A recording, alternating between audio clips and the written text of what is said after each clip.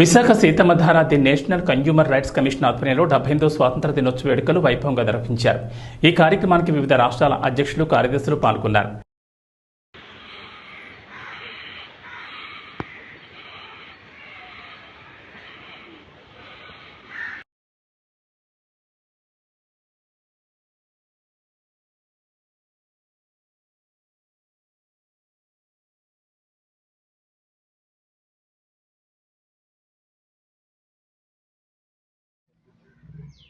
అందరికీ independence day శుభాకాంక్షలు.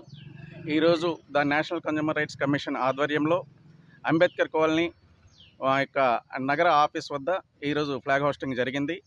దీనికి మా ఎన్సీఆర్సీ సభ్యులు, మా యొక్క ఈ ఏరియాలో ఉండే మా ప్రెసిడెంట్ వీళ్ళందరూ కూడా వచ్చి సహకరించడం వల్ల ఈరోజు ఇక్కడ గ్రాండ్గా జరగడం ఈరోజు జరిగింది.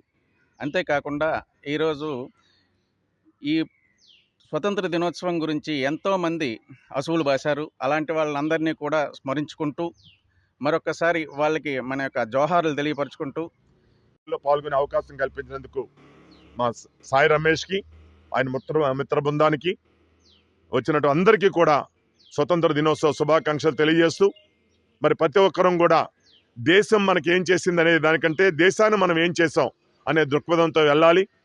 భావితరాలు మన పిల్లల తరగతి పిల్లలందరూ కూడా ఈ స్వతంత్ర ఫలాలు అనుభవించాలి. భారతదేశం ప్రపంచంలో మరి ఈవేళ గొప్ప పేరుతో వెళ్తుంది.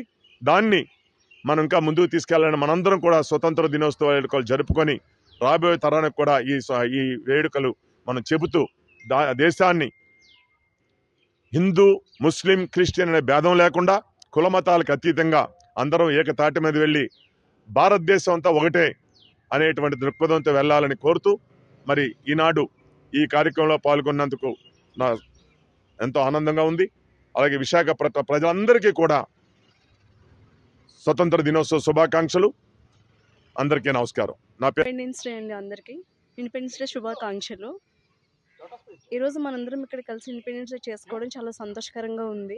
కానీ ఇంకా లేడీస్కి ఇప్పటికీ కూడా స్వతంత్రం రాలేదని, ఎక్కడ చూసినా హత్యలు కానీ, తర్వాత మానభంగాలే కానీ, ఏవైనా చాలా దారుణంగా జరుగుతున్నాయి.